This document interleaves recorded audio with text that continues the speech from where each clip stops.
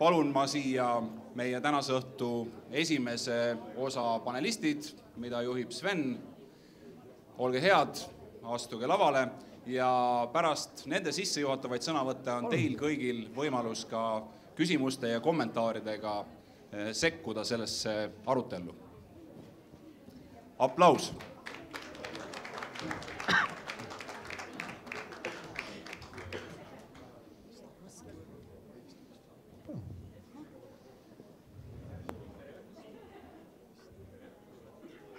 Tundub, et minu mikrofon töötab. Tere siis siia ööklubisse teater. Värskuse mõttes oleme pärast 2 esimest öökonverentsi vahetanud nüüd ööklubi. Ja meie tänane konverents kannab pealkirja võib-olla mõnevõrra intrigeerivat mõne jaoks. Kas eestlane on loll või laisk? Ja ma usun, et ööklubis toimuv öökonverents reede õhtul liiatigi, kui nädalavahetus on algamas, peabki olema pisut intrigeeriva pealkirjaga, ärgitama huvi siia konverentsile tulla, aga kindlasti provotseerima ka kõiki saalisviibijaid aktiivselt osalema debatis, mõttevahetuses, esitama panelistidele küsimusi ja tulema välja ka oma seisukohtadega. Me oleme, nagu Indrek juba ütles, jaganud oma konverentsi 8 plokiks, millest esimene keskendub töö ja tööjõu küsimustele. Küsimusele, kas Eestis on töö või tööjõupuudus või on mõlemad koos, kas need on omavahel vastandlikud nähtused, kas nad on teineteist välistavad või vastupidi teineteist võimendavad nähtused. Loodetavasti me kuuleme ka spetsialistide, praktikute hinnanguid sellele, milline siis õieti on Eesti tööjõu seisukord, milline on Eesti töötajate haridus, kvalifikatsioon, motivatsioon, töökultuur ja tervis, millised on tööandjate ootused töötajatele ja töövõtjate ootused tööandjatele. Kuidas ikkagi Eesti ettevõtted endale tööjõudu hangivad, kas värbavad turult, ostavad üle konkurendilt, koolitavad ise, toovad sisse välismaalt või veel kuidagi viiendat moodi. Ja tegelikult võib-olla kõige olulisem küsimus, millele meie sotsiaaldemokraadid, poliitikud vastust ootame, et mida siis ikkagi riik peaks tegema ja saaks teha, et ühelt poolt Eesti töötajad leiaksid kodumaal väärikat ja väärikat sissetulekut pakkuvat tööd, aga teiselt poolt, et Eesti tööandjad leiaksid vaevata tööjõudu, mis vastab nende vajadustele ja ootustele. Meie esimeses plokis on 3 panelisti ja eelnevalt kokkulepitud esinemise järjekorras Viktoria Koihenberg, PLRT Grupi aktsiaseltsi personalidirektor, kindlasti ei vaja lahti rääkimist, aga igaks juhuks siiski ütlen, PLRT Grupi lühendi taga peidab ennast Balti laevaremondi tehas ja kui me teame, et Eesti ei ole just iseäranis rikas tänapäeval nii-öelda rasketööstuse ettevõtete poolest, siis üks selle lipulaevu on just nimelt PLRT Grupp ja kindlasti, kes jälgib uudisvoogu tähelepanelikumalt, teab ka, et sellel ettevõttel on teatud erivajadused ka selles osas, mis puudutab siis kvalifitseeritud tööjõudu. Teiseks panelistiks Olle Horm, Atria Baltiku tegevdirektor, ehk siis ühe Eesti toiduainete tööstuse juhtiva ettevõtte juht, aga kindlasti tuntud ka oma varasemas karjääris mitme teise Eesti tuntud toiduainete tööstuse ettevõtte juhina. Ja 3. panelistina Meelis Paavel, Töötukassa juhatuse esimees, kes siis loodetavasti ettevõtjate, tippjuhtide, juhtide jutule jätkuks vaatab asja riigi ja töövõtja ja tööotsija vaatevinklist. Ütlen veel enne panelistidele sõna andmist ära, et kõik, mida ütleme siit puldist, mina või ka teises plokis Rannar Vassiljev, kõike seda võite võtta võite omistada sotsiaaldemokraatidele, sotsiaaldemokraatlikule erakonnale. Kõik meie kutsutud esinejad väljendavad oma enda isiklikke seisukohti ja arvamusi ja ilma neilt nõusolekut saamata palun neid siis mitte omistada nendele ettevõtetele või institutsioonidele, kelle jaoks nad töötavad. Et kõik on nad nii-öelda oma enda isiklike seisukohtade ja tähelepanekutega ja nii palun neid ka võtta. Ootan siis aktiivset osalemist ka meie ploki teises pooles saalilt, aga et mitte minna üle meile lubatud ajaraamide, siis annan esimesena sõna Viktoria Kohinberg, PLRT Grupi aktsiaseltsi personalidirektor. Palun. Ma võib-olla, see on kuulda, jah? Ma võib-olla alustaksin sellest, et räägiks paar sõna, on kuulda, jah? Midagi. Et räägiks paar sõna tööturust ja tööjõuturust ja pärast räägin ka meie kogemustest meie kontsernis. Sageli on kuulda tööandjate poolt kurtmist, et tööd nagu oleks pakkuda, kuid töötajaid ei ole. Sageli probleem on põhjustatud struktuursest tööpuudusest. Mis on struktuurne tööpuudus? See on siis, kui tööturul üheaegselt esinevad nii töötuid kui ka vabad töökohad. Struktuurne tööpuudus põhjustatud töötute oskuste, kvalifikatsiooni ja tööandjate ootuste mittevastavusest. Juba 2006. aastal puutus meie tööturg esmakordselt seni tundmatud nähtusega, kus üsna suure hulga töötute hulgas oli väga raske häid töötajaid leida. Tööandjad millega nad hakkasid tegelema? Nad hakkasid teineteisega konkureerima, tekkis niinimetatud palgaralli, milline see on viinud. Meil on kõike teada. Tekkinud majanduskriis näitas meile väga selgelt, et töötajate üleostmise võte oli ekslik. Nüüd me oleme targemaks saanud, me saame suurepäraselt, et tööturg on muutunud kvalitatiivselt, see on pöördumatu protsess ja sellega tuleb leppida edasi elama. Kui rääkida tööturust ja tööjõuturust, siis tuleks erilist tähelepanu pöörata just selle turu segmentidele. Neid on kaks, primaarne tööturg ja sekundaarne tööturg. Primaarsesse tööturgu kuuluvad kõrgkvalifitseeritud töötajad, seal on palju võimalusi, arenguvõimalusi, nad on hästi tasustatud. Need töötajad, kes sinna kuuluvad, on suuremas osas konkurentsivõimelised ka välismaal. Sekundaarsesse tööturgu kuuluvad suuremas osas teenindajad, lihtsamad töötajad, seal on vähe võimalusi arendamiseks ja muidugi need kohad on madalamalt tasustatud. Seda loogikat järgides on tänaseks kujunenud välja situatsioon, kus meil on tekkinud primaarse tööturu töötajate defitsiit ja sekundaarsel tööturul on palju töötuid.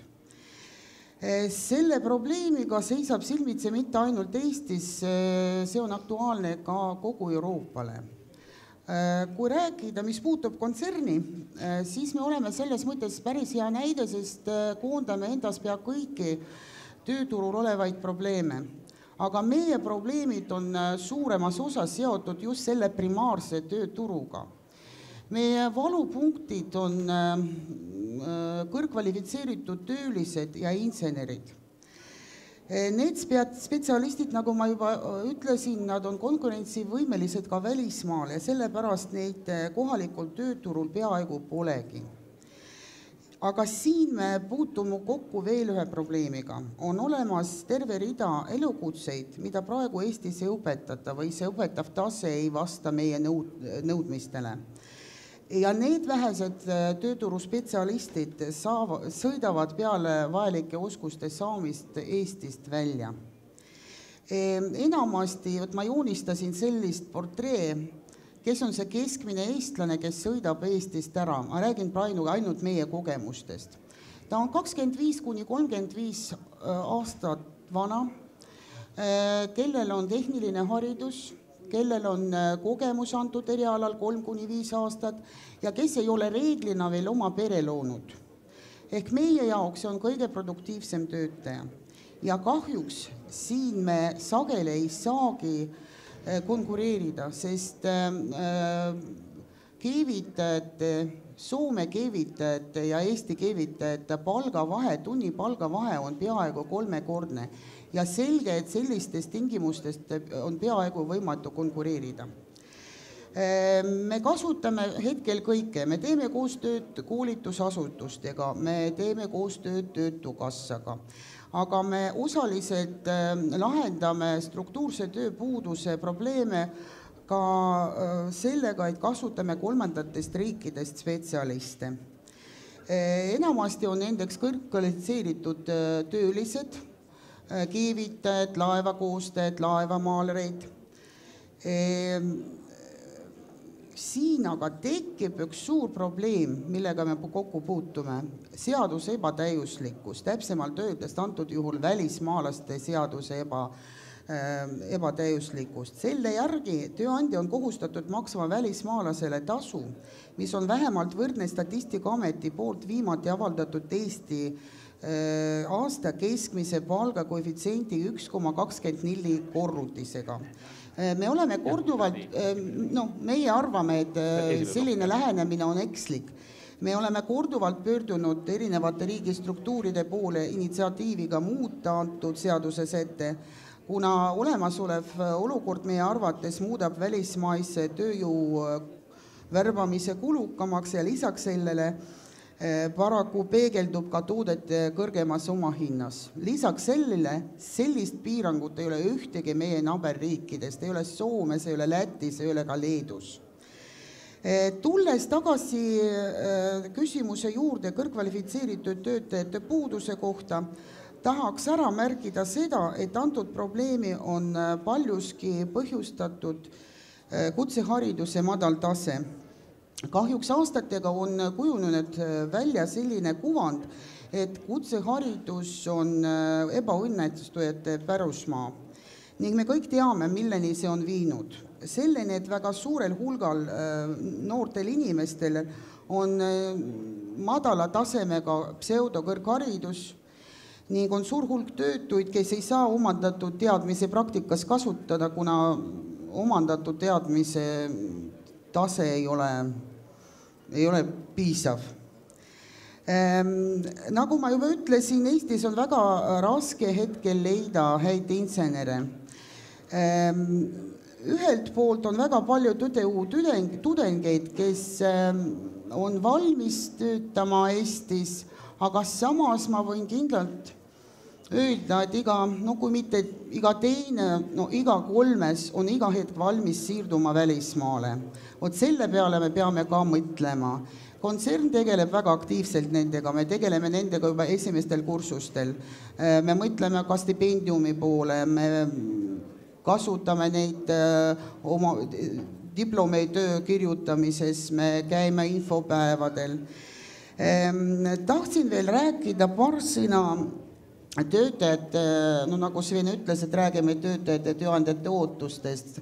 Siin või sadu vestlusi läbi viidud inimesena kindlalt väita, et töötajate ootused tööandjale on aastatega muutunud võrreldes kriisi ajaga.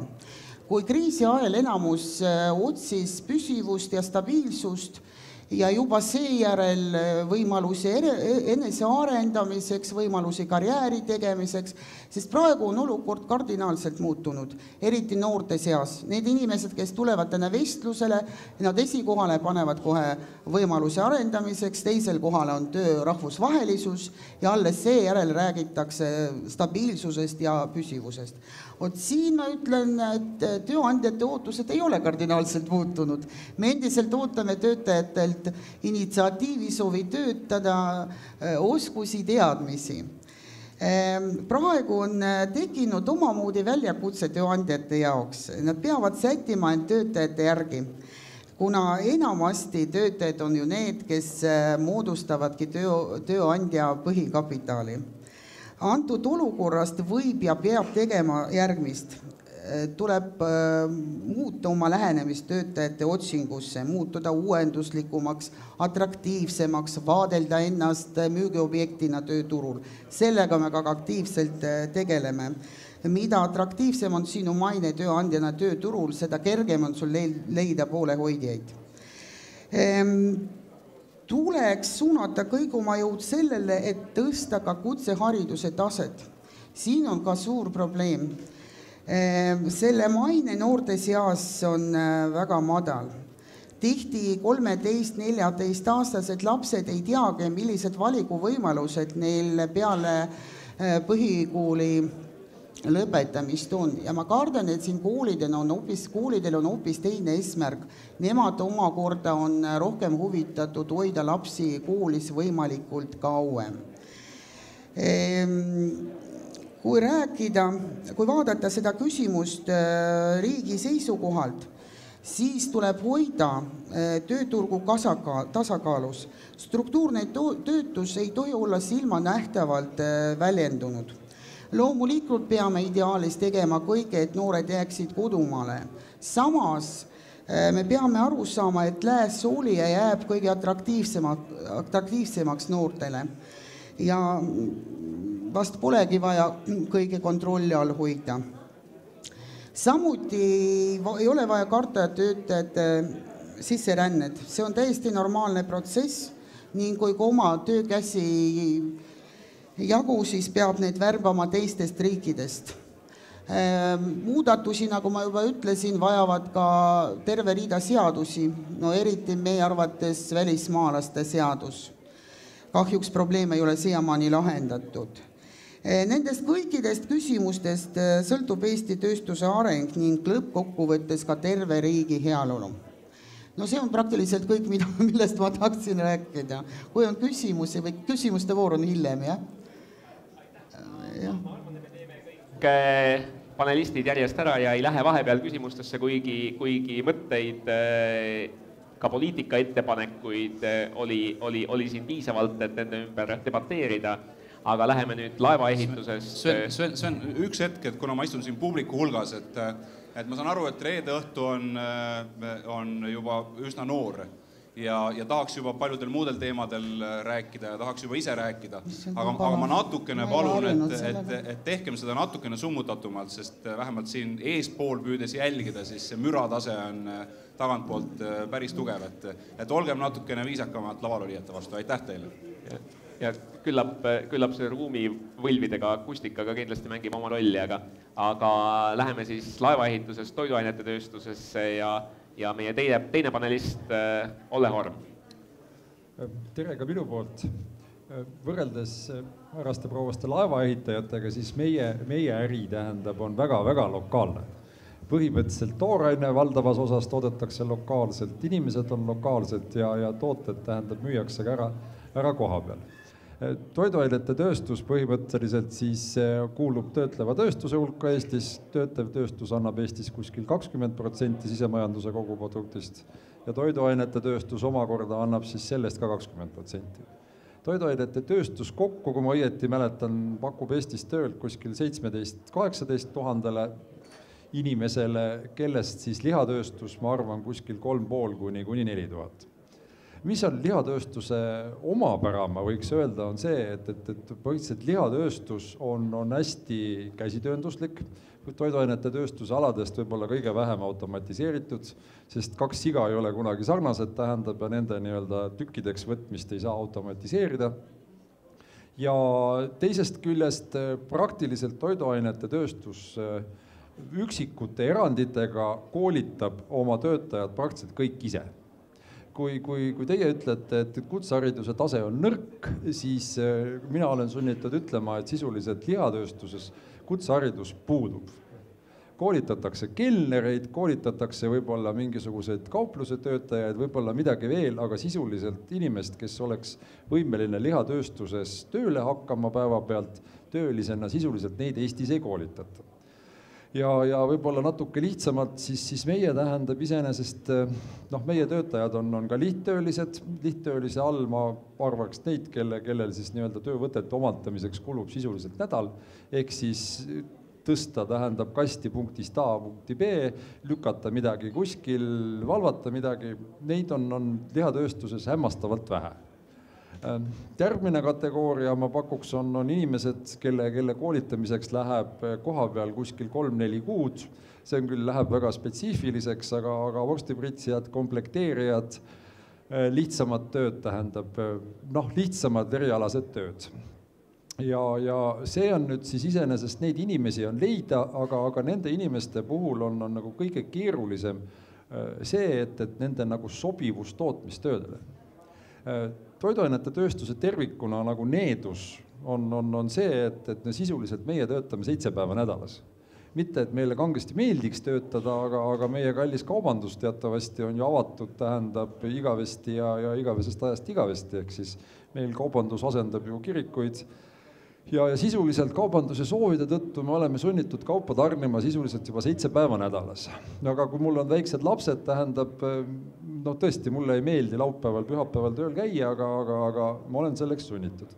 Et ongi nüüd võib-olla see nii-öelda nende grupi kõige nagu suurem piirang on see tööaeg, me alustame hästi vara, töö on raske ja põhimõtteliselt kunagi ei saa täpselt öelda, mis kell see tööpäev lõpeb.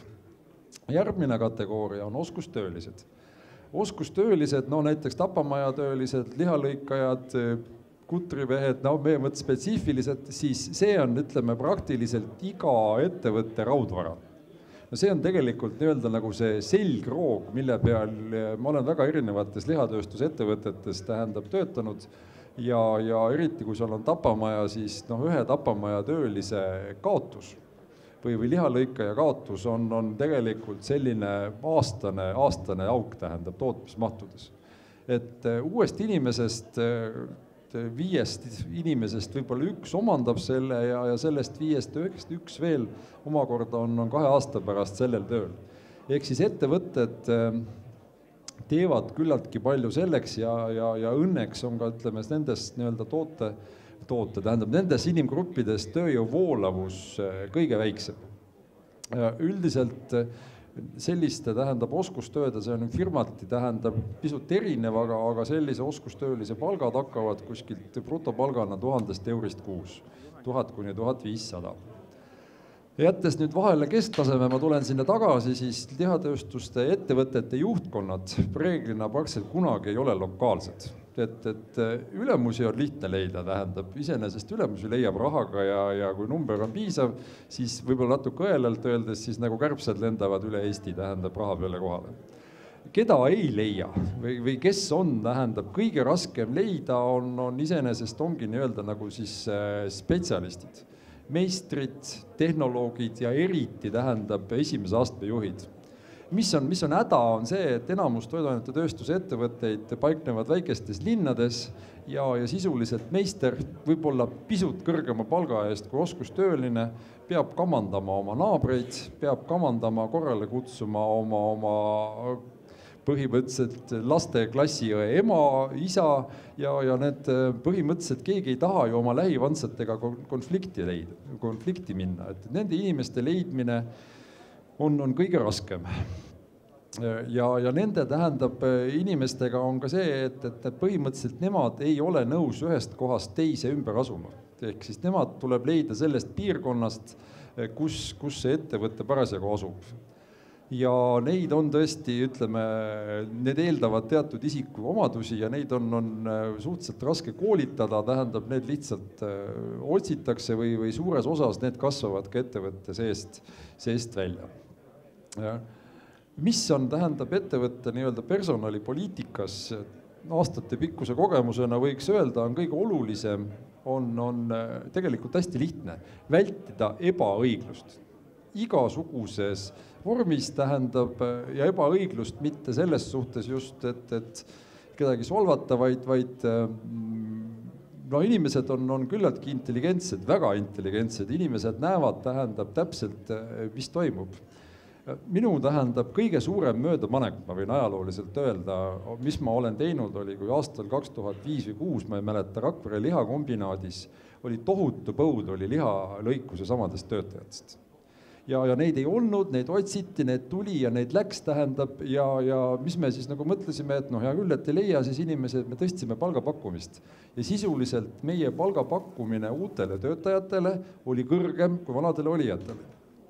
See on kõige suurem, tähendab, viga, mida ma olen oma karjääri jooksul teinud. Sisuliselt lõppes mässuga. Ja see viis selleni, et ettevõte tõstis pärast palku, tähendab 20%. Ehk siis kunagi ei tohi, nagu see on võib-olla näitena, aga see ka iseenesest laieneb oluliselt laiemalt, et ei tohi eelitseda ühte teisele, ei tohi teha, tähendab, selliseid otsuseid, mis ei ole töölistele arusaadavad, isegi negatiivsed otsused töölistele võivad olla ebameeldivad, on reeglina arusaadavad ja ei tohi eelistada ühte gruppi teisele. Mida just riigi poolt iseenesest tegelikult tahaks, oleks eelkõige seesama kutseharidus. Kutsehariduse all tähendab, eeldaks ka seda, et kutseharidusest tulevad inimesed, kes on võimelised tootmisettevõttes töötama. Sest koolis käiakse 8-5, vahest ma tulen mõni päev, ma ei viitsi tulla, täna mul on pea haige, kõht haige, vabandust, ma kooli ei lähe, siis tööstuses tullakse kohale kell 6, tehakse, tähendab, oma vahetused ära ja kui üks inimene tööle ei tule, siis liin seisab ja tähendab 20 inimest on ilma tööta. Seda nii-öelda tööharjumust võiks ka tähendab kutsehariduse sees. Ja teine hästi lihtne on see, et küll me saame ise hakkama, et mida vähem nagu nii-öelda riik või mida paindlikumad on töökorralduse, tööturu reeglid, kuna tähendab, toiduainete tööstuses on tootmismahud on niivõrd erinevad, veebruarikuus toodetakse kuskil 15-20% vähem kui juulikuus tootmist, siis mida suuremat paindlikkust lubab riik oma tööseadusandluse ja korraldusega, seda lihtsam on meie elu. Tänud.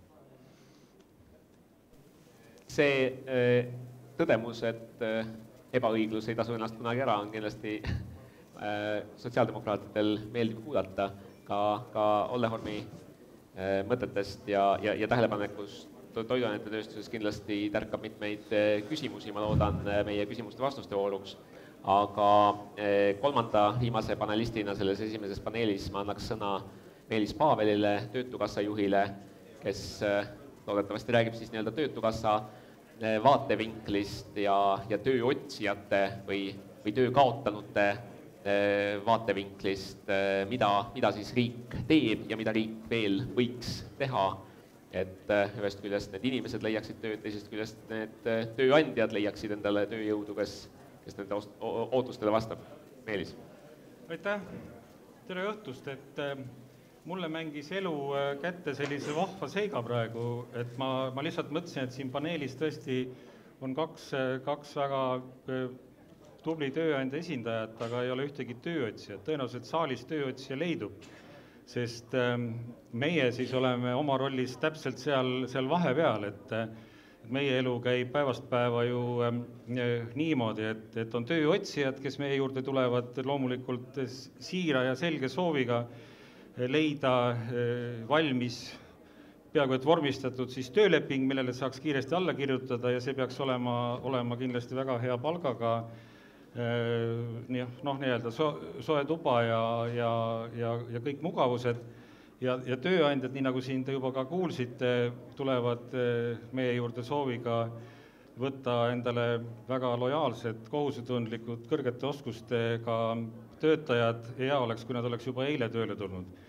Ja meie oleme siis seal kahe vahepeal ja kindlasti anname endast kõik, et seda siis kuidagi pidi ka siis need ootused ja võimalused kokku viia. Aga see vahva võimalus või see, mille elu mulle kätte mängis, on see, et kui ma praegu prillid nina peale panen, et siis sõna otseses mõttes vaatan ma siit mõnda numbrit, mida Sven palus mul ka öelda, sõna otseses mõttes läbi tööandja prillide, sest ma unustasin oma prillid koju, aga hea nimekaim ja sõber Meelis laenas neid mulle, nii et ma nüüd vaatan läbi tööandja prillide ja ütlen mõne numbri teile. Ja tõesti, see vastab, või numbrid kinnitavad seda sama, et milline siis meie klient või tööotsija inimene, kes otsib tööd läbi Töötukassa, täna on ja tõepoolest kokku on siis meil inimesi, kes on pöördunud meie poole töö otsimiseks abi saama natukene alla 40 000. Viimased nädalad on need inimesi juurde toonud ja tõenäoliselt jaanuarikuu toob veel, kuigi see registreeritud töötuse määr on täna siis minu meelest väga selline, siiski hea number Eesti jaoks, on 6,0%. Tõenäoliselt ei ole uudiseks, et ikkagi suurema töötusega piirkonnad on jätkuvalt Ida-Virumaa ja lõunamaakonnad. Küll on kriisiaastate algusega pöördunud siis naiste ja meeste osakaal, mehi 45%, naisi 55%. Ja nüüd, millest siin eelnevalt juttu juba oli, siis haridustase on tõesti nii, et 20% on meie klientidest põhiharidusega, 26% üldkeskharidusega, 37% on kutse keskharidusega, ükskõik siis kas põhi- või keskkooli baasil. Ma ei tahaks väga sinna haridusteemade maale minna, aga numbrid on need, mis kõnelevad oma keelt. Ja kõrgharidusega kliente on meil ka 17%. Ja mis on kindlasti üks oluline märksõna ära öelda, et 35% meie klientidest on siis eesti keelt mittekõnelejad ja peaaegu pooled ehk 48% inimestest on olnud tööotsijad siis aasta või enam.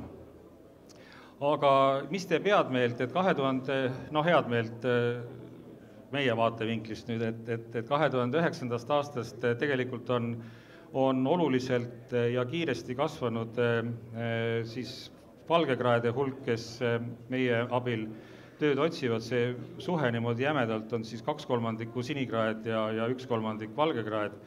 Ja samuti on kiiresti kasvanud ka töökohad, mida siis valgekraedele pakkuda oleks, kuigi see osakaal võiks kindlasti olla parem. Ja mis siis meie teinud oleme, või see on meie see põhiline võti, mida ma arvan, et me kindlasti jätkame.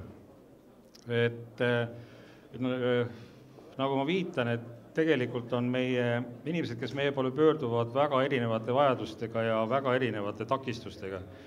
Ja me oleme väga selgelt võtnud oma tegevuse aluseks individuaalse lähenemise, nii tööandjatega suheldes kui ka tööotsijatega suheldes.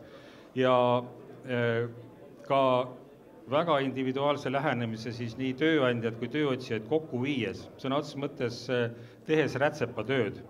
Ja siin on mul tõesti hea meel öelda, et see koostöö on olnud väga praktiline ja me oleme oma selliseks sisemiseks lipukirjaks võtnud, et inimene või tööandja ükskõik kumb meie juurde tulles peab saama praktilist abi ja praktilised lahendused oma probleemidele.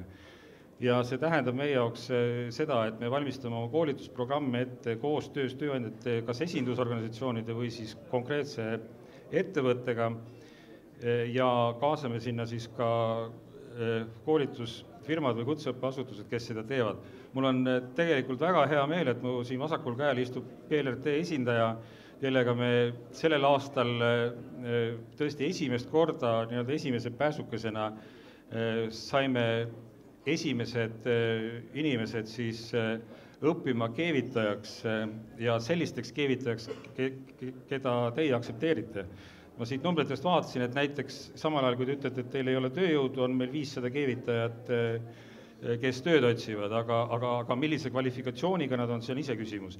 Ja me tegime sel aastal siis 12 inimesega projekti, nendest 5 minu teada kadusid selle õppetöö käigus ära, 6 läks siis nüüd läksid tegema siis seda tähtsat sertifikaati, mida te hindate ja võib-olla siis üks nendest, nagu enne juttu oli, või võib-olla rohkem saab tööle. See kõik on võtnud meil tegelikult peaaegu aasta aega ja siin on erinevad bürokraatlikud takistused, millega me teid täna koormama ei hakka. Aga see on meie põhimõte. Me tahame läheneda individuaalsetest ajadustest lähtuvalt ja ületada reaalseid takistusi. Kuid üks teema veel, mida ma kindlasti tahan teile öelda, et kui ma praegu räägin siin inimestest, kes on meie vaateväljas, siis tegelikult on kümneid tuhandeid inimesi Eestimaal, kes ei ole meie vaateväljas ja kes on tööturul teemal erinevatel põhjustel. Ja siin võib-olla on see koht, kus ma julgeksin puudutada seda teemapüstitust, et kas eestlane on, kuidas see oli, loll või laisk, siis mina ütleksin pigem, et eestlane on leplik kindlasti.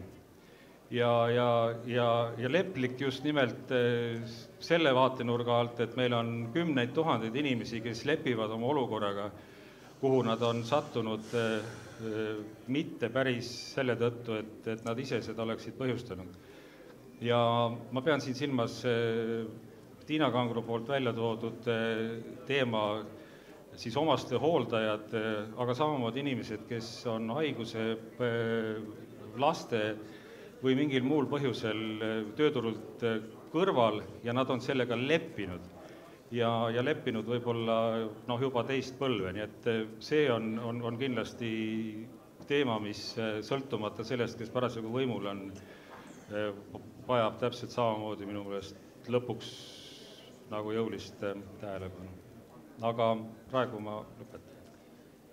Nii, aitäh, samuti väga mõtlemapanev ettekanne ja läheksime siit nüüd nii-öelda vabama mõttevahetuse juurde. Ma kutsun ka kõiki saalis viibijaid, kellel on küsimusi ja tähelepanekuid, neid aktiivselt väljendama. Meil on selleks umbes veerand tundi ja ma algatuseks küsiks tõukudes tegelikult Victoria avasõnavõtust, et kui meil on ja mitte sugugi ebatüüpiliselt saan ma aru sellel primaartööjõuturul puudus kvalifitseeritud spetsialistidest ehk valitseb tööjõupuudus ja sekundaarsektoris on kõrge töötus, et siis kas probleemiks on see, et meie haridussüsteem, sealhulgas kutseharidussüsteem tegelikult nii-öelda toodab siis vales proportsioonis neid nii-öelda sekundaarsele ja primaarsele tööturule kõlblikke töötajaid ja milline see proportsioon võiks olla ehk kui palju meil tegelikult on puudu hetkel nendest kõrgema kvalifikatsiooniga primaarturule sobivatest protsentidest ütleme, jah? No tunnetuslikult niimoodi. Tunnetuslikult. No ma ütleksin, et on circa puudu umbes 30%. Ma teen selle järelduse sellest, et kui ma rääkisin nende välismaa spetsialistidest, ma unustasin mainima seda, et meil on neid umbes 20% kogu töötajaskonnast. No sellest sõltuvalt teengi selliste järelduse. No ja nagu te mainisite, on hetkel tõesti 500 võib-olla keevitajad tööturul, aga ma võin kindlalt öelda, et see on oma küsimus, millise kvalifikatsiooniga need inimesed on. Aga küsiks ka Olle Hormilt kutsehariduse kohta, et nagu märkisid, on toiduainete tööstus selline tööstus, kus praktiliselt nii-öelda kutseharidussüsteemist töötajaid leida ei ole võimalik, aga ootus selleks, et tegelikult kutseharidussüsteem toodaks töötajaid, kes sobivad, on olemas. Et mõnevõrra sarnaselt ma tegelikult mäletan üht võib-olla oma poliitikukarjääri kõige esimest konverentsi, kus ma olin kuulaja rollis ja kus samuti just Balti laevaremondi tehase näitel räägiti keevitajate puudusest ja see konverents leidis aset umbes 15 aastat tagasi, et tundub, et kutseharidussüsteem ajaga, mille jooksul on Tartu Ülikoolist läinud nii-öelda tööturule mitmeid kvalifitseeritud kirurge, suudaks ilmselt toota nii laevakeevitajaid kui ka toiduainete tööstuse tehnolooge. Et milles on see Eesti kutseharidussüsteemi puudujääk? On see pelgalt maine küsimus või on see mingisugune poliitiline tegemata jätmine? Ma olen käinud Haapsalu kutsehariduskeskuses, tähendab esinemas. Need olid vist küll kokad, tähendab, kes iseenesest natuke lihatööstusega, siis sisuliselt kogu sellest seltskonnast ma väga vabandan, ma ei näinud mitte kõige väiksematki huvi reaalse tootmise ja tähendab reaalse nagu tegevuse vastu, et korraks läks silm lahti, kui ma rääkisin, mis palk on, tähendab, aga sellist tähendab, iseenesest kõik hakkab suhtumisest, nagu siin Töötukassa rääkis, tegelikult meil on töötud keevitajaid on palju ja nende töötute keevitajate tähendab kvalifikatsioon võib olla ka suhteliselt kõrge. Taebla vallas tähendab Läänemaal, kui ma töötasin Maagis, siis sisuliselt aastal 2009 oli meil vaja koristajat. Mitte ilmselt saate aru, mitte tootmiskoristajat, ütleme, vaid lihtsalt kontoriruumide koristajat. Ja teades, et vallas 2009 on hästi palju töötuid, tähendab hästi palju inimesi, seal oli ka töötute klubi, kes käis lehti riisumas ja et nende moraal tähendab väga tubli, tähendab vallavanemale. Helistasin vallavanemale, küsisin, et sul saada mulle üks koristaja nendest klubist. Ta mõtles, ütles, tead, et aga ei olegi kedagi saata. Et esiteks osad on noored emad, kellele see sinu õine tööaeg ei sobi. Teiseks on endised nii-öelda kontoriametnikud, kes ei ole võimelised füüsilist tähendab tööd tegema. Ja kolmas seltskond on see, kes 5 päeva, 6 päeva käivad tööl ja siis 7. päeval kaovad ära tähendab iseenesest. Ehk siis tegelikult, mis on meie nagu minu kutsehariduse kõige suurem probleem ongi nagu nii-öelda suhtumine, et iseenesest ei õpetata või seda tööharjumust. Ehk siis 5 päeva nädalas, 8 tundi rasket füüsilist tööd, et see on mulle raske tähendab, et äkki kuskil mujal on parem. Et nagu ma ütlesin, toiduainete tööstuse võtted iseenesest on tahtmise korral suhteliselt lihtsasti omandatavad, aga mis ei ole omandatav, tähendab, on suhtumine töösse ja nii-öelda see distsipliin. Ja siit ma küsiks kohe Meelis Paavelilt edasi, et kas nii-öelda ühelt poolt, kas selliste heitunud inimeste tagasitoomine tööjõuturule on tegelikult realistlik ja millised peaksid olema need meetmed ja teiseks, kas tegelikult on olemas ka tööturumeetmeid, mis aitavad just nimelt nii-öelda seda tööharjumust, töökultuuri ja töömoraali viia vastavusse tööandjate ootustega või on see ikkagi nii-öelda puhtalt haridussüsteemi küsimus? No, mina olen optimist ja optimist pigem selles vaates, et me minu arvates peaksime panustama hetkel võrdselt või isegi rohkem sinnapoole, et neid inimesi, kes tööturult kaua ära on, et seda protsessi ennetada. Ja on loomulikult olemas tegevused ka siin juba ka viidatud natuke nende inimeste toetamiseks, kes on siis tõesti väga pikalt tööturult eemal olnud, aga see protsess ei ole lihtne ja paljud nendest tõenäoliselt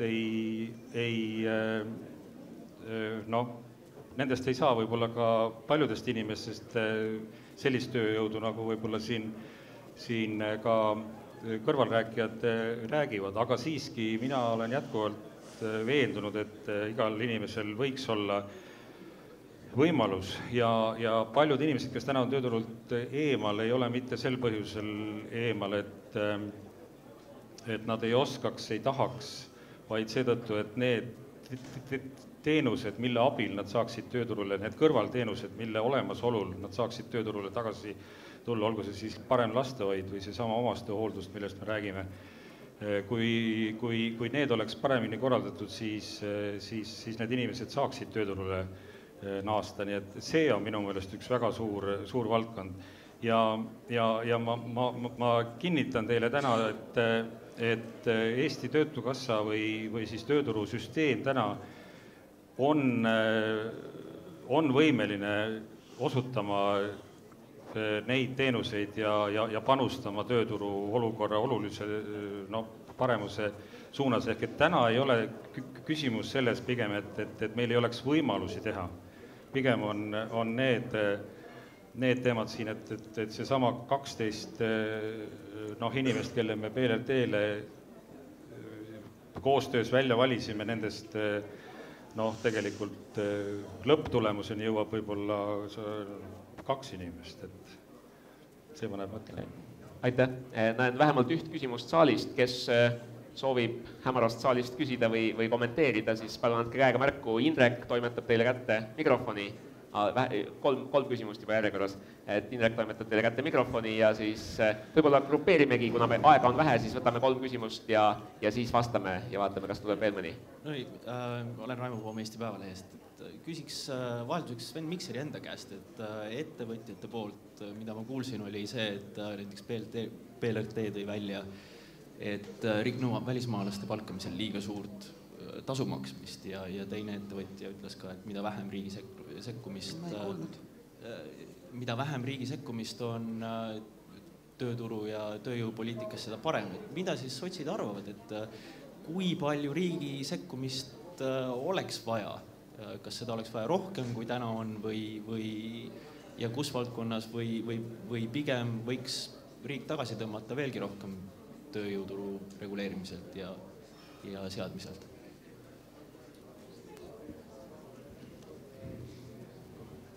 Jah, aitäh. Mina Valter Parve Tartu Ülikooli Pärnu kolledžist. Ma ei ole küll kutseharidussüsteemi advokaat siin, aga ma siiski ütleksin, et nad teevad tööd tellija materjalist. Ja 2 näidet teile. Olin 2 kuud tagasi ühes Eesti lastekodus ja lastekodu direktor ütles, et ta ei tohi oma kasvandikke panna näiteks märkkoristust tegema, rääkimata sellest, et nad enda järel tualetis koristaksid. Et sealt kasvab üles terve põlvkond, kes kujutab ette, et keegi peab nende järel koristama. Kes tahab täpsemalt teada, siis www.praxis.ee saab tulemusi. 2 aastat tagasi küsitleti kõiki Eesti lastekodude lapsi, mida nad oskavad teha ja üsna palju oli neid, kes pole kordagi poes käinud, kes pole pirni vahetanud, kes ei oska elektri või veemõõtu vaadata. Üsna suur abitus vaatab vastu sellest uuringust ja nad ei ole valmis tööd tegema, pigem on nad tulevikus sotsiaalsfääri murelapsed. Ja teine tellija materjalist. Enamus meist mäletab protsendimaaniat Vene ajast, mis tähendab, et oli vaja pingutada, et laps saaks positiivse hinde. Praegu on sellel asjal uus nimi, see on kujundav hindamine, mis tähendab, et last nii kaua venitatakse, kuni saab tal siis mingisuguse hindekes ära panna. Ehk see on see, millest teie rääkisite. Vastutustunne ei saagi niimoodi kasvada, kui kõik teised suured onud ja tädid rügavad selle nimel, et lapsekene oma hinde kätte saaks, peasid kool võimalikult parem välja paistaks.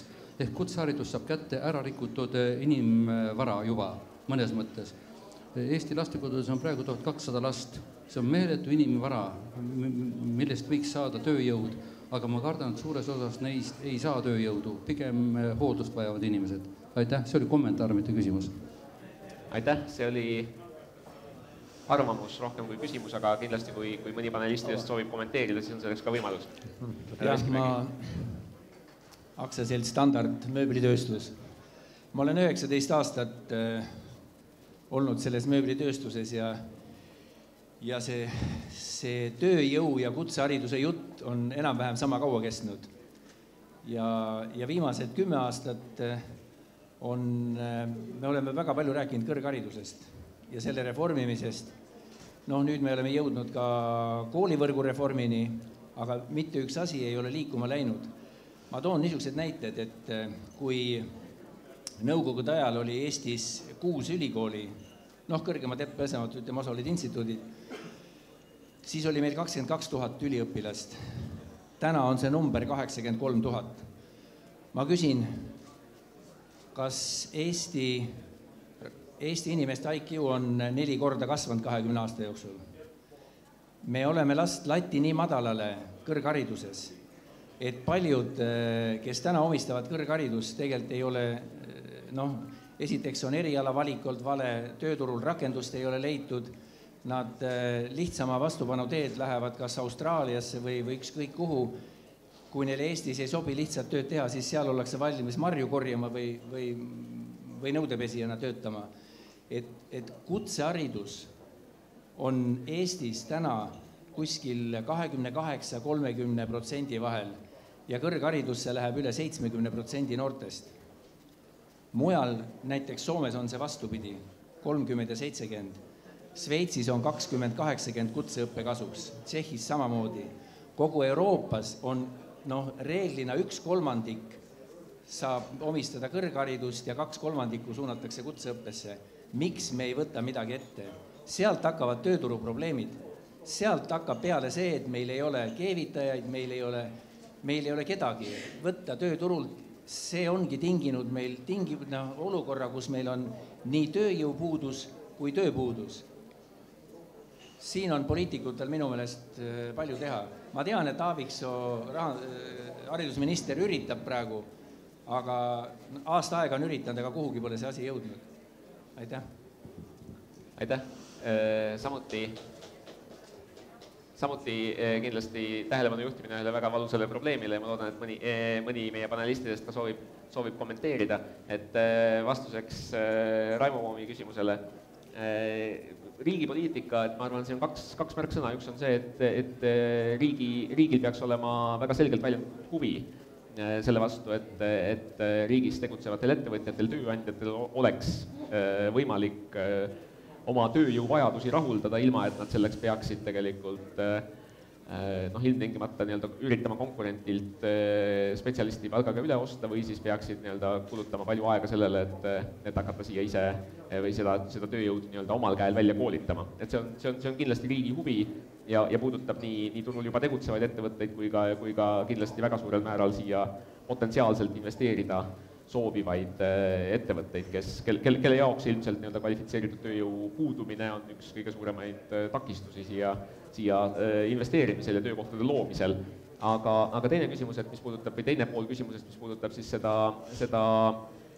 riigi suuremat või väiksemat sekkumist, et siis kindlasti sotsiaaldemokraatidele on meelepärane see kontseptsioon paindlikust turvalisusest, mis tähendab tegelikult paindlikkust tööandja jaoks, et kindlasti ei ole mõistlik panna tööandjat dilemma ette, et kus majandustsükli pöördudes peab ta pillid kotti panema lihtsalt sellepärast, et tegelikult seaduste jäikus ei võimalda tal muutunud oludega kaasas käia. Teisest küljest peab selle paindliku turvalisuse puhul olema olemas ka vältimatult see teine pool, ehk siis see turvalisus töötajate jaoks. Et ka selle töötaja jaoks selles keerulises majandusolukorras peab olema teisi väljapääse, kui kas panna hambad varna või siirduda võõrsile. Ja Eesti riigi poliitika viimastel aastatel on olnud tegelikult see, et need kaks rada ei ole liikunud edasi mitte sama tempoga. Et riik on teinud väga suuri kompromisse ja lükanud edasi väga paljusid seda turvalisust puudutavaid otsuseid, samal ajal kui ütleme, paindlikkuse suunas on võib-olla liigutud edasi kiiremini. Et kas me oleme jõudnud piisavalt kaugele, on nüüd omaette konverentsi väärt küsimus kindlasti. Aga kas soovib mõni panelistidest kommenteerida? Ma tahtsin Enn Veskimäe sõnavõtu peale öelda, et minu arvates ja ka kogemuse pealt oleks väga oluline kutseõppesüsteemis või üldse selles vallas süvendada töökoha põhist õpet, ehk et tööandjate või siis töökohtade kaasamine väljaõppesse peaks olema minu meelest oluliselt suurem, sellepärast me näeme, kuidas tõesti need erialavalikud on paljuski juhuslikud ja tegelikult ei kujutata üldse ette, mida see reaalne eriala tähendab või see reaalne õpe ja milline see reaalne töö on tegelikult. Et õpitakse justkui teoreetiliselt, et ma olen nagu selle praktikasüsteemi osas hästi kriitiline ja näen, et seal oleks nagu väga palju teha. Meelis ütles kõike, aga ei hakka kordama, aga ütlen veel kord, rõhun tähelepanu. Kutsehariduse süsteem vajab reformimist, kõrghariduse süsteem vajab reformimist kindlasti ja ka seadusandlus. Sellest olen rääginud välismaalaste seaduse reformimist. Ja ka Olle Horm võib-olla. Mina olen ikkagi aru saanud, et kutseharidus ongi ebaõnnestujate tähendab tee. Et sisuliselt ühiskond mõnes mõttes loeb sind juba tähendab ebaõnnestunuks, kui sa sellele tähendab teele lähed. Ja mis ma tahtsin nagu isiklikust tähendab kogemusest öelda, siis lihtsalt ilma kommentaarideta 3 aastat tagasi astus mu tütar Tartu Ülikooli semiootikat õppima, 3 aastat tagasi võeti vastu riigieelarvelisele kohale 100 semiootikut. Mitte, vabandust, väga tähendab oskamata hinnata semiootilist väärtust, siis 100 tundub päris palju. Samal aastal lõpetas Maaülikooli tähendab 4 lihatehnoloogi. Nendest 4-st 1 läks tööle tähendab maaglihatööstusesse, 1 läks Rakvere lihakombinaati ja 2 tükki jäid ülikooli tööle edasi ja hakkasid tulevasi üliõpilasi õpetama, ise päevagi töötamata vahepeal. Et natuke võib-olla on proportsioon vale. Mõtlemiskohti on. Aitäh, meie ajaraamid suruvad peale ja seetõttu ma tahaks väga tänada kõiki paneliste, et võib-olla üks tühike kokkuvõttev mõte veel võib-olla teemal, mida ka Meelis puudutas ja millest küsis ka Raimo Poom saalist, et kindlasti on oluline riigi vastutuse osa ka see, et tegelikult inimesed, kes on võimelised ja kellel võib-olla ka see töökultuur ja moraal on piisavad, saaksid tegelikult tööjõuturul aktiivselt osaleda, et kui Saudi Araabias seadused ei luba naistel teha teatavaid töid, siis kindlasti ei tohiks Eestis olla töövõimeliste ja lisandväärtuse tootmiseks võimeliste inimeste töölt eemal viimise põhjus see, et neil ei ole lasteaia kohta või ei ole seda omast kuhugi nii-öelda hooldada, anda. Et need on teemad, mis on ka sotsiaaldemokraatidel olnud erakordselt südamelähedased, aga kindlasti kutseharidus, aktiivse tööturumeetmed, teemad, millest me täna oleme siin rääkinud, samuti küsimus sellest, mida on Eestis tegelikult tõepoolest nii-öelda kuumakartulina edasi-tagasi veeretatud, ehk siis see rändepoliitika ja tööjõuturu avamine väljaspoolt kolmandatest riikidest saabuvatele spetsialistidele, need on kindlasti teemad, mis vältimatult ootavad lahendusi, kui me tahame edasi liikuda jõukama, edukama, tootlikuma, parema ühiskonna suunas. Head sõbrad, õhtutund on hiline ja päev on ka juba reede, mis tähendab, et suurem osa meie jaoks on töönädal läbi saanud. Kõigile see muidugi ei kehti, et Eiki Nestor peab oma töönädala lõppu veel circa 2 tundi ootama, aga ma arvan, et vaatamata sellele on paslik rääkida sellest, et milline on siis see väärtus, mida me oma sellest ajast, mida me pühendame tööle, luua suudame. Ehk siis tööviljakusest, tööjõu tootlusest, sellest, kas see tootlus on pigem tööandja, töövõtja või riigimure. Et meil on tihti meedias olnud juttu sellest, et meie palgad ei tohiks tõusta kiiremini, kui meie tööviljakus või tootlus tõuseb. Ja kindlasti on päris palju inimesi, kes seda lugedes või raadiost või telerist kuuldes tunneb ennast ärritatuna, et teen ju kõvasti tööd, näen vaeva, et kuidas saab keegi öelda, et minu töö tootlus või viljakus on madal. Aga miks siis ikkagi on nii, et kuigi me teeme iga päeva kohta aastas umbes 3/4 tundi vähem tööd kui põhjanaabrid soomlased, rohkem kui tund aega vähem tööd kui eriti laisad norralased, aga samas meie tööviljakus isegi ostujõu alusel tasandades on soomlastest pea 2 korda madalam, norralastest lausa üle 3 korra madalam. Et mis see põhjus ikkagi siis on? Näeme ju vaeva, aga miks tööväärtus, miks töö tulemus nii palju madalam on? Lisaks sellele tööjõu tootluse teemale, mis siis sisuliselt tähendab seda, et milline on see väärtus, mida me kogu oma majanduses suudame kokku luua, jagatud siis kas siis töötajate arvuga või siis tavaliselt kasutatakse pigem ühikuna ühte töötundi. Et kindlasti keskendume seal juures ka teadus-arendusteemadele, innovatsiooniteemadele, kuigi mis siin salata võrdusvärki nüüd otseselt innovatsiooni ja tootluse vahele tõmmata ei saa, aga siiski on innovatsioonil ja tehnoloogia arengul kahtlemata oluline roll ka selles, kui palju siis me kokku suudame oma majandust kasvatada ja milline siis seeläbi ka siis meie tööväärtus on. Neil teemadel ja kindlasti ka nii mõnelgi muul aspektil, mis sellega haakub, räägivad siis Tõnis Arro, kes on meil hästi kursis sellega, kuhu Eesti arenema peaks hakkama, ja Kristi Hakkaja, kes on ennekõike või kelle ekspertiis ennekõike on startup teemadel ja ka infotehnoloogia valdkonnas. nii et esiteks annaks siis sõna Tõnisele ja küsiks, et natuke laiemalt, et kas, kui vaadata siin Euroopas ringi, maailmas ringi, et kuidas tundub, et kas neid riike, kus tööviljakus on kõrge, et kas neid saab kuidagi iseloomustada mingisuguste parameetrite järgi, on mingid kindlad asjad, mis neil on ühist või on pigem nii ja naa ja sõltuvad väga erinevatest aspektidest?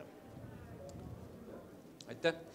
Ma olen tegelikult siia vist kutsutud tänu sellele, et ma olen Arengufondi juht, aga ma enamik aega oma elust olen olnud ettevõtja, sealhulgas suur osa ajast konverentsikorraldusfirma omanik ja juht. Kas te kuulete mind või?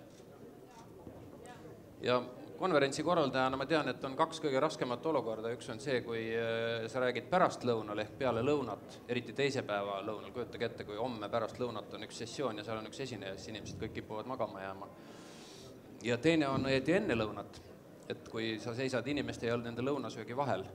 Ja minul on nagu, kui ma siia täna tulin, ma sain aru, et see on 2 korda nii keeruline, sellepärast, et ma seisan esiteks teie ja Eiki Nestori disko vahel. Teiseks on kell niisugune, et ma sel ajal tavaliselt olen, kui ma ei ole voodisse läinud, siis ma olen teleka ette magama jäänud. Siis ma kartsin, et kõik jäävad magama juba selleks ajaks, aga ma vaatan, et siin on pigem vastupidine probleem ja pigem see teine probleem ehk disko ees seismine on suurem. Sellepärast mul on tegelikult Eikiga kokku lepitud, et me võime palju varem lõpetada, ta hakkab kohe mängima. Nii et ma ütleks lühidalt ära vastuse sellele küsimusele, mis oli konverentsi pealkirjas, et kas eestlane on laisk või loll, ma ütleks, et ta on mõlemat. Aga selles osas ta kuidagi ei erine soomlasest või letlasest. Selles mõttes, et normaaljaotus on natuke hästi lolle ja natuke päris tarku ja natuke väga laisku ja natuke väga virkasid inimesi. Nii et selles mõttes see, et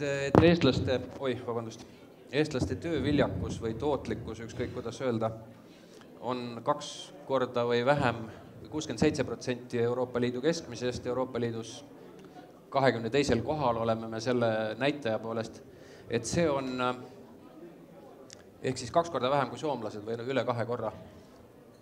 See tegelikult minu arvates niisuguse makronäitajana on väga eksitav. Ma ei oska öelda, mida ta näitab. Ta näitab seda, et Soome sisetarbimine on mitu korda suurem. Et ma tulin siia taksoga, see oli suhteliselt normaalne taksojuht, aga Eestis võib ka suhteliselt ebanormaalseid taksojuhte leida, kes panevad kõva muusika mängima, takso võib olla suhteliselt halva lõhnaga, eks ole, ta võib olla mühakas. Soomes on taksojuhid tavaliselt viisakad, muusika mängib vaikselt, nad hüppavad, teevad ukse lahti, aga põhimõtteliselt nad viivad ikka sind enam-vähem kõige otsemad teed sinna kohta, kuhu sa tahad jõuda nagu Tallinnaski.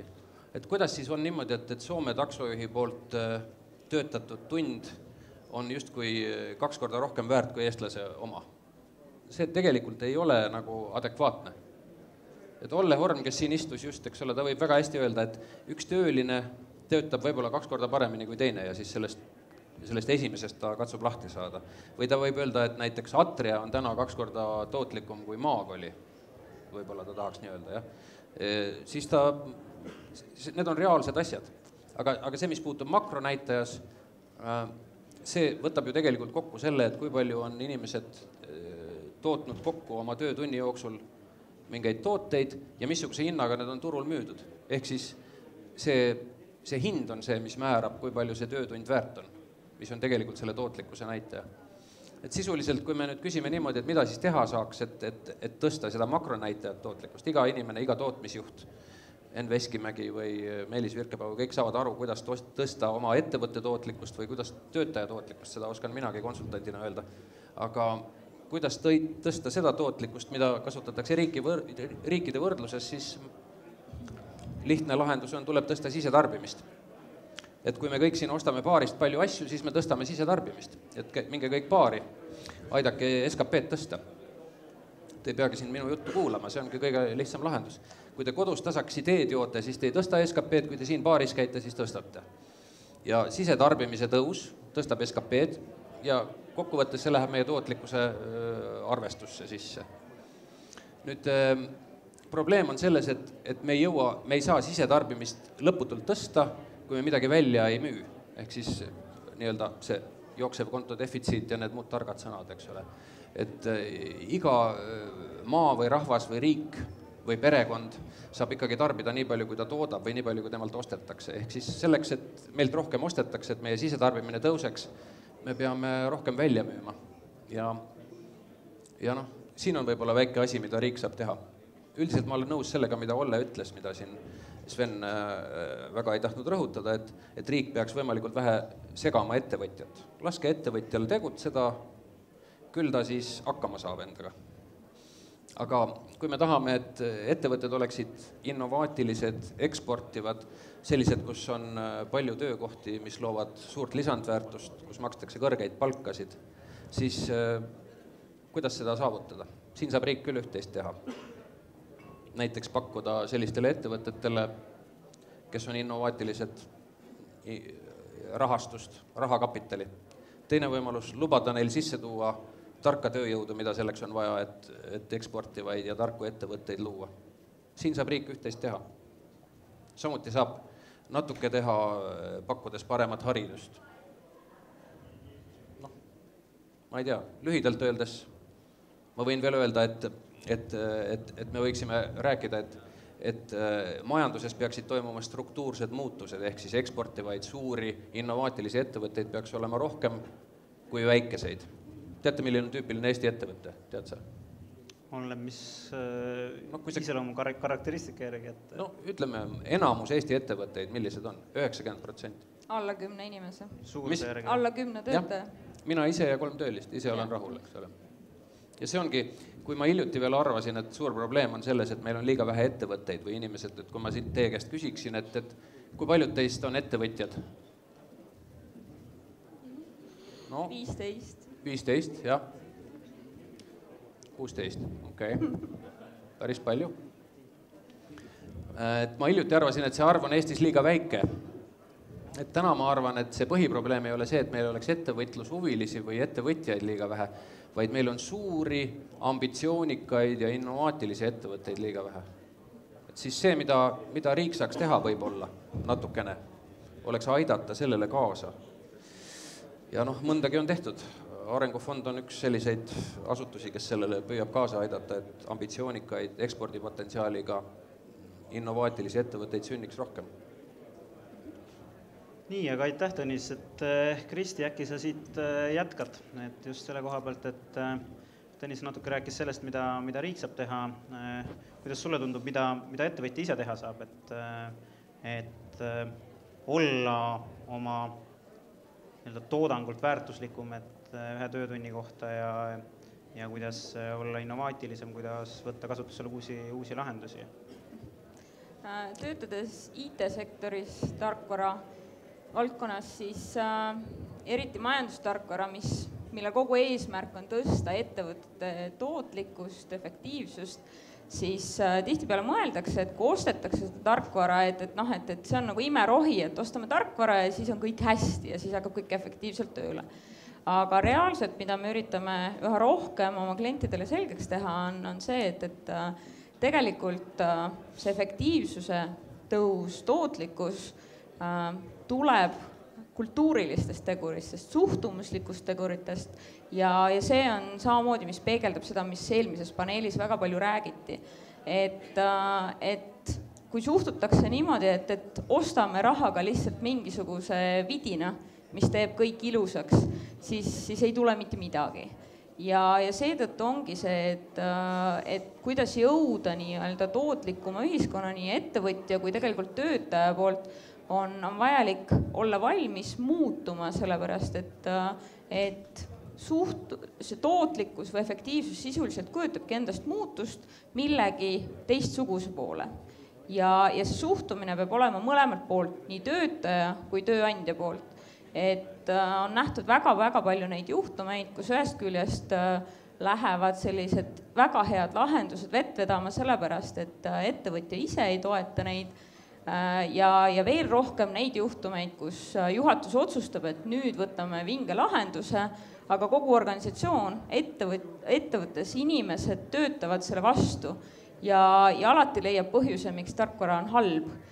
et seetõttu tegelikult on ikkagi sellised organisatsioonid, sellised suhtumuslikud aspektid need, mis mõjutavad seda tootlikkust.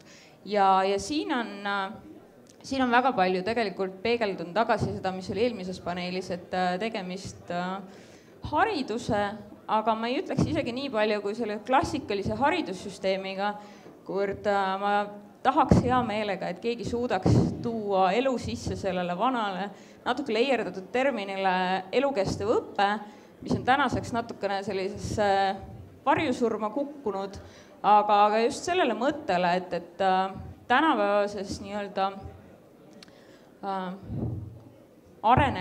kiiresti arenevas ühiskonnas ja majanduses on päris paljud inimesed öelnud seda, et me kõik peame oma eluaja jooksul 4-5 täiesti erinevat karjääri. Mis tähendab seda, et kui mis iganes, kas ülikooli, kutsekooli või põhikooli uksu selja taga kinni kukub, siis see valmistab sind ette ainult esimesteks etappideks. Aga selleks, et olla valmis ka oma 3., 4. ja 5. karjääriks, pead sa kogu aeg edasi töötama selle nimel, et omandada uusi teadmisi. Ja see suhtumine, valmidus, võtta vastu uusi asju ja ise õppida juurde, et see on üks pool, mida saab töötaja teha ja teiselt poolt peab sellele vastu tulema ka loomulikult tööandja. Et tegelikult just ongi see, et suuta omandada uusi asju, olla valmis kohanema uute asjadega, see on tegelikult see, mis aitab seda tootlikkust ja efektiivsust tuua. Ja seda on tegelikult näinud ka paljud arenenud riigid, mis täna seisavad silmitsi pigem selle probleemiga, et mingis hetkes areneti kiiresti, nüüd arenevad teised kiiremini ja nii kui see suhtumine hakkab ära vajuma, siis tegelikult kaob ka see eesoleku nii-öelda eelis ära. Et sellest räägivad tänaseks juba nii Ameerika, Saksamaa, kõik sellised vanast heast ajast tuntud nii-öelda eesrindlikud riigid. Et nii ta tõesti on, et kui me vaatame neid riike, kes siin oma SKP mõttes on inimese kohta väga edukad ja kellel see näite väga kõrgel on ja kellel ka tootlikkus on väga kõrge. Oleme siin Norra, Luksemburg, siis tegelikult kui me vaatame seda, kuidas nemad panustavad innovatsiooni või teadusarengusse, siis tegelikult hetkel ei ole nad teps mitte esirinnas selles valdkonnas. Ehk siis teisisõnu on see heaolu tase jõudnud piisavalt kõrgele, mingil hetkel on, nagu ikka tekib, kui jõukust on rohkem, siis seda mõelda, kuidas seda veel kasvatada ja edasi arendada, et seda motivatsiooni kipub tihti vähemaks jääma. Eks see on nii inimeste tasandil kui riikide tasandil.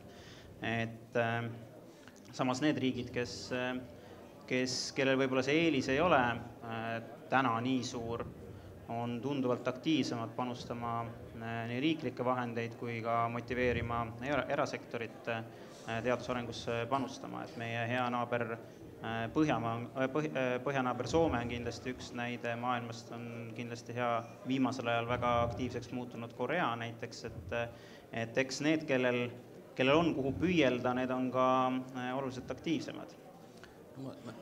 Väga hea näite tõid selle Luksemburgina, see on üks minu meelest parimaid näiteid selle kohta, et see makronäitajana see tootlikkus ei ole midagi väärt, et siis Luksemburgi tootlikkuse näitajad on kõrged lihtsalt sellepärast, et seal on väga suur hulk raha käib sealt läbi, mitte sellepärast, et need inimesed teeksid mingit targemat, paremat või väärtuslikumat tööd, nad kindlasti on väga tublid inimesed, aga lihtsalt see teenuste maht, mis sealt läbi käib, on ebaproportsionaalselt suur. Ja hiljuti olid selles reas peale Norra ja Luksemburgi veel ka Island ja Iirimaa, erinevatel põhjustel. Niisugused pailapsed, kus on hästi kõrge tootlikkus. Kusjuures huvitav on see näiteks, et siin Iirimaa peale läksid, et ühtpidi nagu riik, kes on läbi elanud korraliku majanduslanguse, aga tegelikult vaadata seda sama väärtust töötunni kohta, siis see ei olegi nii palju kukkunud, et pigem on suurenenud tööpuudus ja nii edasi, et aga see, mida suudetakse ühe tunni kohta luua, on suhteliselt samal tasemel, mis varem, natuke küll korrigeerunud, aga mitte nii palju, kui võib-olla esmapilgul võiks eeldada või tunduks.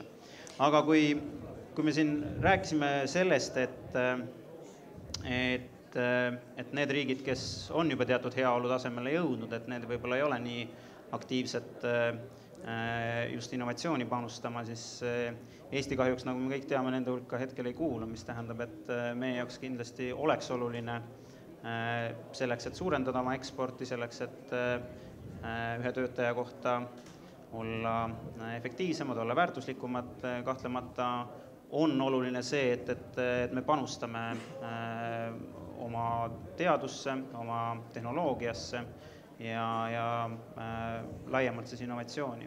Et kuidas teile tundub mõlemale, et kuidas meil riik selles valdkonnas käitunud on, mida veel saaks teha, et seal sammukene edasi astuda?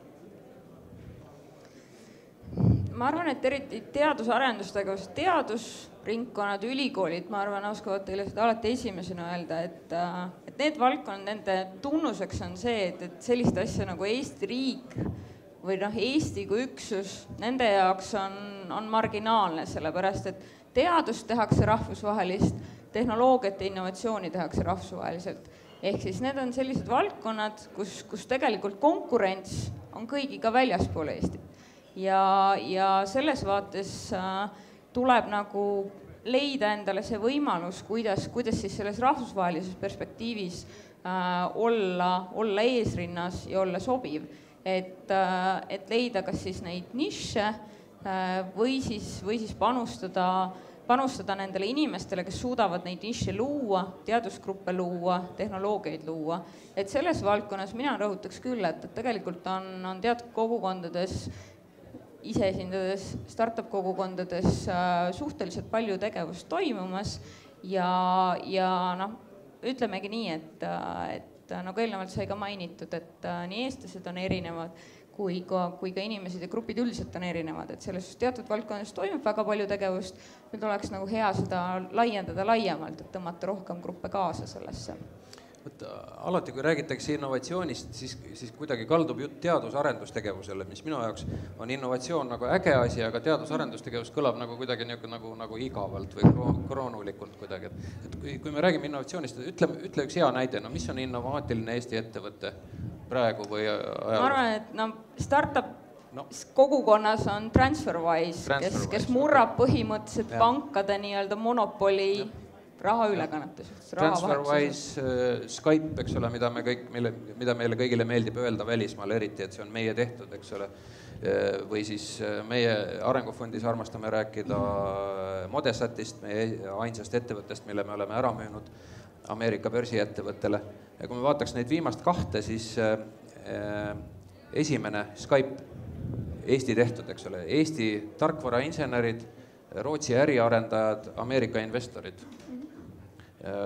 Modesat, mille me siin mõned kuud tagasi müüsime Ameerika börsiettevõttele, Valgevene insenerite poolt välja mõeldud asi, mida Eestis Eesti investorite toel arendati ja müüdi Ameerikasse maha. Need on kaks-kolm näidet niisugust. Ja mina arvan, et tegelik innovatsioon, millele meil on loota, umbes niimoodi peabki toimuma, et me peame ringi vaatama, kus Ukrainas, Valgevenes, Venemaal on mõni niisugune idee, mille arendamiseks seal ei ole sobivat pinnast, tassima selle siia, tooma Soomest mõned kogenud insenerid. Ma tean Soomes mitut networki, kus on 100 sellist inimest, kes mõned töötavad Nokias, mõned enam ei tööta ja kes vaatavad ringi uute startupide järele. Nad on väga altid selliste ettevõtete jaoks. Aga mida riik saab teha, laske meil need Valgevene insenerid siia tuua. Miks iga kord, kui räägitakse sellest, et meil on vaja tuua sisse kõrgharidusega programmeerijat või doktorikraadiga inseneri kuskilt Indiast või Ukrainast hakatakse rääkima, et siis nad hakkavad neid keevitajaid jälle tooma. No kuulge, tehke vahet ometi. Inimene, kellel on doktorikraad ja kellel on töökoht Skype'is, peaks saama tööloa 1 päevaga ja majandusminister peaks talle lennukile vastu minema, keda tuleb. See puudutab inimkapitali, see on üks asi. Teine asi, mis puudutab inimkapitali, on haridus.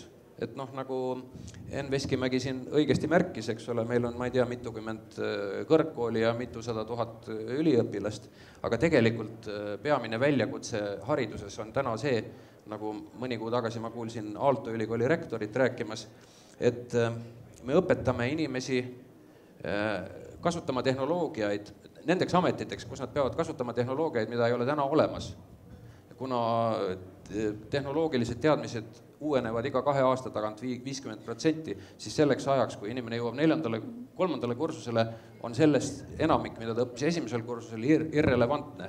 Ja need ametikohad, mis on täna kõige nõutavamad, neid ei olnud 5 aastat tagasi olemas. Nii et me ei tea, me ei saa nendeks ette valmistada. See on nagu hariduse challenge. Et kaks sellist väljakutset haridusele ja teine riigile, et teeme oma uksed lahti targale migratsioonile.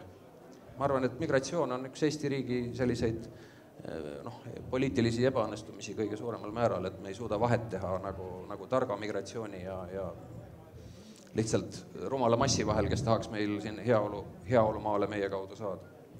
Haridussüsteemi poole pealt on kindlasti just see, et tegelikult seda peegeldas kogu eelmine paneel, mida nad ütlesid, just nimelt on see, et see haridussüsteem ei saa õpetada lihtsalt oskusi, ta peab eelkõige õpetama suhtumist, valmidust ennast ise kohandada, valmidust õppida, valmidust toota kvaliteeti. Seesama minu arust oli väga hea näide nendest samadest keevitajatest, on olemas, aga miski pärast nad ei sobi.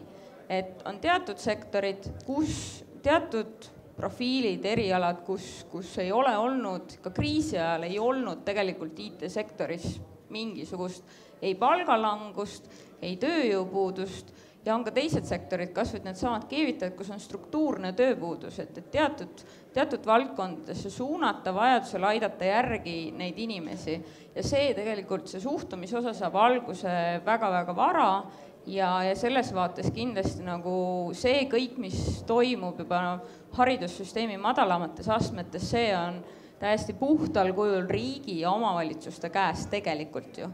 Ja selles vaates ma ei oskagi öelda, kas see on hea või halb nüüd, et on näha üha rohkem tulemas ka initsiatiive erasektorist või siis pigem ma isegi ütleks erasektorist, vaid võib-olla just selliste lapsevanemate ja mittetulundusühinguslikust sektorist, et püüda seda hariduse taset, mis nii-öelda esimestes astmetes on, et selle kvaliteeti tõsta ja mis aitaks just nimelt olla nendel noortel valmis ise muutuma ja kujunema, sest ma arvan, et see struktuurne tööpuudus, mida me täna näeme tegelikult väga paljuski, on just nimelt nendest inimestest, kellel ei olnud võimalust, kes ei suutnud ise oma suhtumislikult või kellel polnud seda tugisüsteemi, mis aitaks neil kohanduda.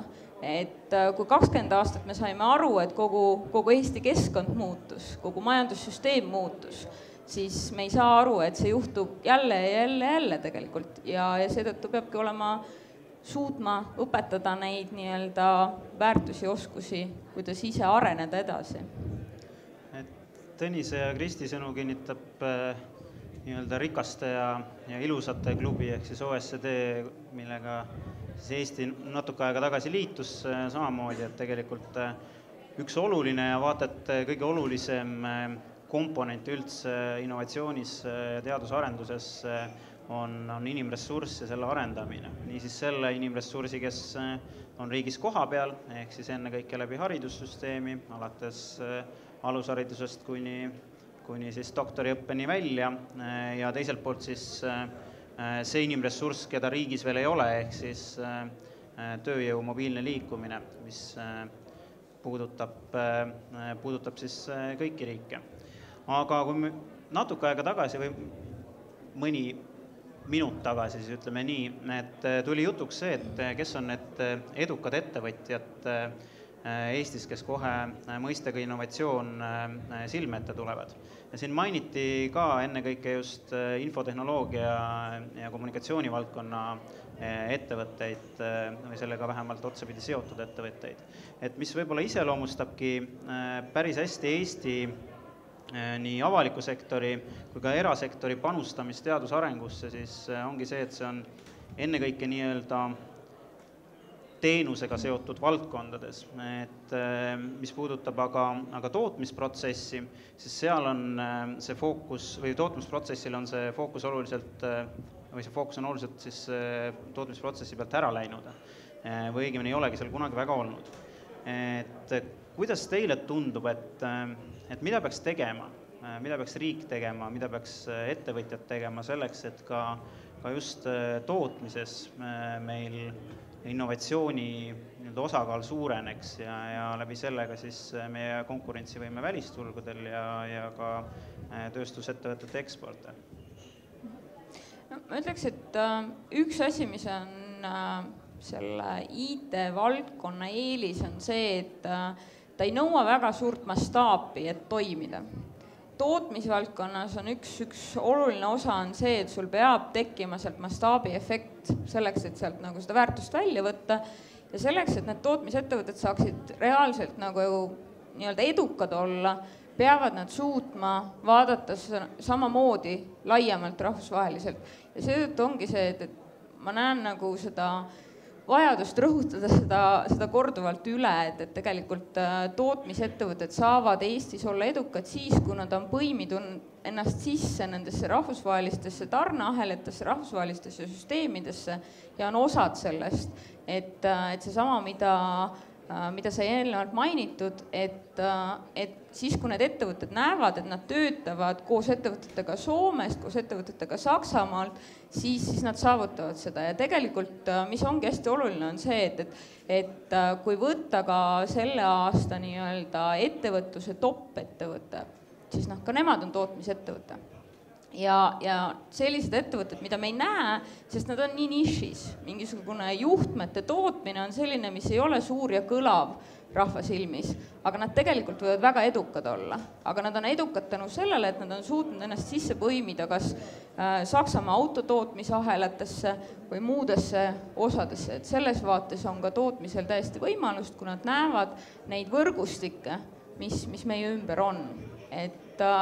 Aga seda mastaabi efekti, et selle saavutamise vajadust ja seda avatust teistele töötajatele väljastpoolt Eestit, teistele ettevõtetele, nendega koostöö tegemise suutlikkust, et see on see, mis aitab ka tootmisettevõtetel olla edukad.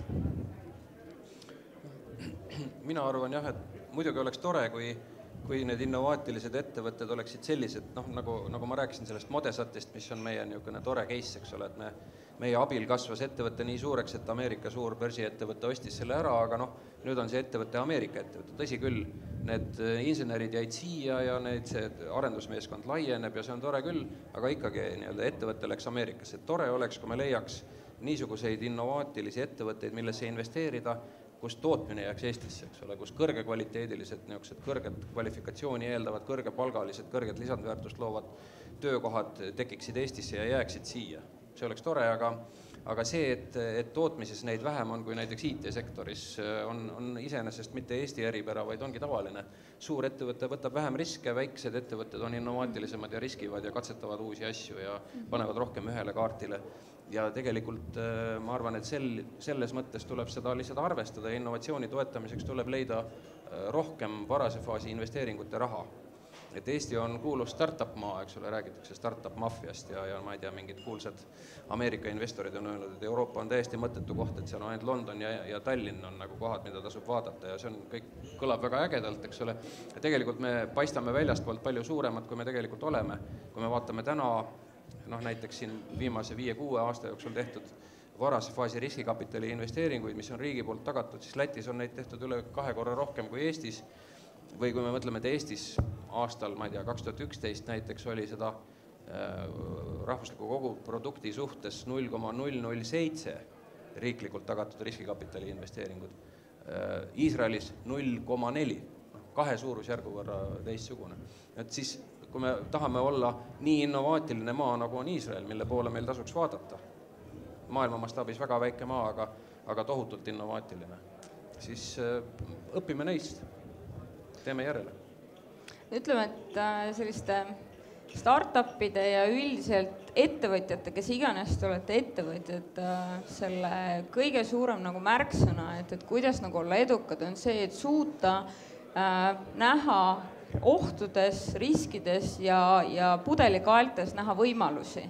Ja seetõttu me suudame nagu Eestis samamoodi olla edukad nii tootmises kui IT-s kui ka kõigis muudes sektorites, kui me suudame pöörata oma puudused oma nii-öelda eelisteks. Ja üks hea näide sellest on, mis on juba viimasel ajal küll jah, rohkem startup kogukonnas sellist nagu kõlapinda saanud, on see, et üks puudus, mida Eestis väga hästi teatakse olevat, on see, et meil on väike koduturg. Siin on lihtsalt nii väike turg, et sisuliselt ikkagi ühte tõsiselt edukat ettevõtet ei ole mõtet Eesti turu jaoks luua, täiesti mõttetu. Aga see on meie eelis. See tähendab seda, et ükski Eesti selline uus ambitsioonikas ettevõte ei loo ennast ainult Eesti jaoks. Samas kui teada-tuntud nagu mure näiteks Ameerika ettevõtetega on see, et neil on koduturg nii suur, et pooled Ameerika ettevõtted, kes võivad küll edukad olla, nad kunagi ei mõtlegi minna väljaspoole Ameerikat. Oleks meil nende mured, ma ütleks selle peale. Aga see on meie võimalus, et seda võimalust me peame ära kasutama. Just, et jah, et kui siin see Iisraeli näide toodi, siis kindlasti ma arvan, et üldiselt ei tund või ei oskaks nagu väga pakkuda, et tegu oleks väga innovaatilise riigiga, aga seal on ka võetud selge siht riigi poolt ja tegelikult samamoodi ka siis erasektori poolt ja sellesse lihtsalt ongi panustatud, sinna pannakse ka väga palju raha, et on oma näitajalt SKP kohta ka üks kõrgemaid maailmas, nii et eks see panustamine ühtpidi kindlasti eeldab seda, et on häid mõtteid, andekaid inimesi, aga eeldab kindlasti sellist põhimõttelist otsust, et see on meie jaoks oluline, me näeme selles oma arenguperspektiivi ja näeme seda nii-öelda väljakutsena, et heaolu kogu riigis paraneks. Aga kui siin Kristi, me oleme rääkinud siin nüüd riigi tasandil ja ettevõtte tasandil päris palju. Kristi natuke puudutas siin meie ploki alguse poole ka seda, et mida siis inimene või siis töötaja ise ära saaks teha. Et ma annaksin Tõnisele ka võimaluse öelda seda, et kas on midagi, mida siis töövõtja ise saaks ära teha, et tema nii-öelda tööväärtus kasvaks? No meil on ju teada ju lause, mida kõik mäletavad, Tammsaare ütles, et tee tööd ja näe vaeva, et siis tuleb ka armastus. Ja siis on tegelikult teine selline vanasõna on, et eestlastel olevat kaks vanasõna, mida teistel rahvastel ei ole. Et enamik vanasõnu on ju niimoodi, need korduvad, aga eestlastel on kaks, mida teistel ei ole. Ma ei tea, kas te teate, mis need on või? Üks on see, et parem suudeis soolast kui maodeis magedat. See ei puutu praegusesse teemasse, aga see, mis teemasse puutub, on see, et kes kannatab, see kaua elab. Ma arvan, et see oleks tööandjad, peaksid seda meeles või töövõtjad. No selge, et loodame, et kannatus ei katke enne, kui viljad hakkavad kätte jõudma. Aga kindlasti see temaatika pakub erinevaid käsitlusi ja arvamusi ka natuke laiemalt siin saalis, et kui on küsimusi, kommentaare või mõtteid, siis praegult oleks aega kuskil 2:03 neist. Nii, üks paistab seal. Küsimus tuleb selle kohta, et miks disko ei alga juba? Tere! Minu nimi on Maris Prii, ma olen siin huvilisena, mitte ettevõtte omanikuna. Kommentaar ja küsimus, et oli siin vihje sellele, et Korea on väga hea näitena innovatsiooni elluviijana. Minu teadmist mööda Korea riik on väga tugevalt panustanud selleks, et erasektor oleks innovaatiline, see on väga pikaajaline, see on mitmete kümnendite küsimus, kuidas riik on selle nimel vaeva näinud ja mis on selle tagamad olnud, et kuidas on Korea sinna jõudnud. Küsimus Arengufondi juhile on see, et te mainisite oma sõnavõtu alguses, et riik ei peaks sekkuma ettevõtjate tegevusse. Mis rollid Arengufondil üldse näete Eesti ettevõtlusmaaskonna edendamisel ja ütleme, et riigi abistamisel ettevõtluspoliitika ja majanduspoliitika kujundamisel? No ma ei öelnud, et ta ei peaks, tõesti ma ütlesin, et ta ei peaks segama ettevõtjat. Ma arvan, et ettevõtjad on ise piisavalt targad ja riik peaks tegema kõik selleks, et mitte ettevõtjad segada. Ja ettevõtjaid võib segada mitmel viisil. Võib tõsta makse, võib teha igasuguseid tööjõupoliitikaid, näiteks maailma konkurentsivõime uuringus on üks näitaja see, et kui kerge on töötajaid vallandada, kui kerge on tööjõudu vähendada siis, kui on rasked ajad. Et kui riikides, kus see on tehtud väga keeruliseks, on sisuliselt raskel ajal langeb tööviljakus või tootlikkus, sellepärast et inimestest vabaneda ei ole võimalik ja paindlikkus on väike. Et ma pidasin pigem seda silmas. See, mida riik saab teha ettevõtjate toetuseks, siin võib ka üht-teist ära rikkuda, otsetoetustega võib ära rikkuda, konkurentsi võib solkida, turgu võib solkida. Et see riigi sekkumise võimalus on väga delikaatne. Et see, mida riik saab teha, on sisuliselt luua keskkonda selleks, et ettevõtted saaksid kasvada. Ma niisama üldiselt ütleksingi. See, mis on Arengufondi roll, me tahame olla mitte niivõrd jututuba või think tank, vaid nii-öelda do tank. Me tahaks asju teha, mis aitavad ettevõtjatel olla õnnelikud ja edukad.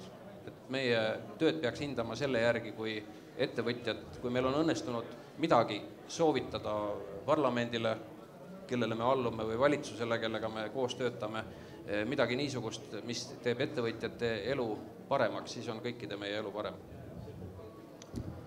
Kas on veel? Jah, Sven Mikser, sotsiaaldemokraat. Et ma küsin nii, et siin paneelist kõlas, ma ei ütle, et vastandus, aga selline sõnapaar või fraasipaar nagu siis IT ja nii-öelda tootev tööstus. Et vesteldes ühe Ameerika riskikapitalistiga umbes aasta tagasi, ta ütles, et on suhteliselt nii-öelda loetud valdkond tegevusalasid, kuhu tänapäeval riskikapitalistid eelkõige vaatavad. Et meie arusaamas tavaliselt selline startup on tüüpiliselt see patsiga poiss, kes kirjutab iPadile äppe. Et ja peale selle IT-sektori suured valdkonnad veel on farmaatsia ja meditsiin kindlasti ja siis energeetika, uued energiatehnoloogiad. Et mis on need valdkonnad eelkõige nii-öelda IT kõrval, kuhu teie nägemuses võiks Eesti vaadata, et mis on Eestile jõukohased, mis on Eestile kuidagi nii-öelda ajalooliselt, traditsiooniliselt, kultuuriliselt omased või kuhu me võiksime veel lisaks sellele IT-sektorile pürgida või peaks meie selline innovatsioon ja start-uplus olema eelkõige ja nii-öelda mahuliselt suuremas osas suunatud just nimelt IT-sektorile? Minu arvates on IT, see on kuidagi natukene nagu hype, et IT ongi see põhiline sektor ja kasvuvaldkond. Et ma ei tahaks kuidagi ja minu meelest me ei vastandanud midagi siin. Lihtsalt IT on, kui me räägime, et mingi patsiga poiss, kes toodab ühte äppi, see on nii madala sisenemisbarjääriga asi, võrreldes sellega, et rajada uus tööstus. See on lihtsalt nii palju odavam. Sellepärast on nagu innovatsiooni seal palju lihtsam teha ja neid on nagu rohkem neid innovaatilisi ettevõtteid, start-up'e selles IT-valdkonnas. Aga IT minu arusaamist mööda ja Arengufondi arusaamist mööda täna ka ei ole mitte eraldi sektor, vaid IT on nagu läbivasi, et kui me räägiksime IT-st, siis IT on loomulikult oluline, ilma IT-ta ei saa ühtegi asja kasvada täna, aga IT-tööstuses, IT-meditsiinis, IT-energeetikas, ma arvan, et vähemalt need 3 oleksid need näited, kust võiks oodata nagu suurt kasvu järgmisel mingil perioodil. Et võib-olla see ongi nagu fundamentaalne mõnes mõttes küsimus, et kas peaks valima välja mingid konkreetsed valdkonnad ja sektorid, kuhu panustama siis teadlikult riigi poolt ja siis riigi poolt siis nii-öelda erasektori raha suunatuna. Või on see suhteliselt lai see pind, kuhu teadusarendusrahasid paigutada. Et me kipume ikka põhja poole vaatama Soome poole, et kunagi me otsisime Nokiate, oma Eesti Nokiate. Nüüd, täna tõenäoliselt keegi väga palju rääkida sel teemal ei taha, et Nokia võib-olla ei ole see, kuhu poole väga püüelda üritatakse, aga pigem võib-olla selle juures on oluline vast see, et mulle tundub, et meile eestlastele tundus see Nokia roll Soome majanduses oluliselt suurem, kui ta oli. Et hea näide on praegune olukord. Et Nokial teatavasti ei lähe just kõige paremini, eriti just selles valdkonnas, kus ta eriti tugev oli mõnda aega tagasi. Samas ei ole see nii fundamentaalselt mõjutanud kogu Soome majandust. Et Nokia kindlasti paistab väga hästi silma, kindlasti on üks piirkond Soomes, kus Nokia roll ja Nokiaga seotud nii-öelda teenindava nii-öelda sfääri roll on väga kõrge, aga kindlasti ei saa öelda seda, et Nokia või Soome innovatsioon ja teadusarendus oleks piirdunud Nokiaga. Tegelikult... Ta ei piirdunud, aga ta täna seni ja võib-olla isegi eriti täna avaldab väga suurt mõju nagu Soome sihukesele nagu ettevõtluskliimale. Need sajad lihtsalt haritud insenerid ja kogenud ärijuhid, kes tulevad Nokiast täna on ettevõtlusse Soomes, need avaldavad mitte üksi Soome ettevõtlusele positiivset mõju, vaid Eesti omale ka. Ja kindlasti on see, et mida Kristi võib-olla siin ka paneeli alguse poole puudutas, et tegelikult ega kindlasti paistavad silma suured seksikad ja ka väiksed seksikad ettevõtted, kus siis me näeme seda innovatsiooni nagu väga selgelt. Aga tegelikult eks annab igas valdkonnas muuta asja innovaatilisemaks, efektiivsemaks ja tegelikult riigi mõttes on kõigest sellest tulu ja sellest kõigest paraneb meie konkurentsivõime ja see kõik parandab meie kogu heaolu, mis ühiskonnas on. Nii et ei tasu ainult keskenduda suurtele asjadele, vaid leida innovaatilisi lahendusi ka erinevates valdkondades. Võib-olla veel kommentaariks Svenile nii palju, et ma arvan, et see võti peitubki selles, et kui sa ütles, et siin on nagu vastandumine, et edu tuleb IT-st, aga kuidas siis tootmine ja teised energia ja teised sektorid, et ma arvan, et edu tulebki siis, kui me jõuame selle arusaamisele, et IT ei vastandu neile, vaid IT on osa neist. IT-d ilma nende sektoriteta, see on sama hea, kui me ütleme, et koristusbusiness on nagu iseenesest. Koristusbusiness on selleks, et aidata kõikidel teistel valdkondadel hästi töötada. Et selles mõttes on IT kombineerituna teistes valdkondades aitab meil olla edukas energeetikas, aitab meil olla edukas elektroonikas, aitab meil olla edukas meditsiinis ja nende najal viia neid lahendusi väljaspoole mujal riikidesse. Aeg sunnib takka, et ma annaks veel korraks Peep Petersonile kommentaariks või küsimuseks, ma ei tea, mis sealt tuleb sõna ja siis võtaks kokku.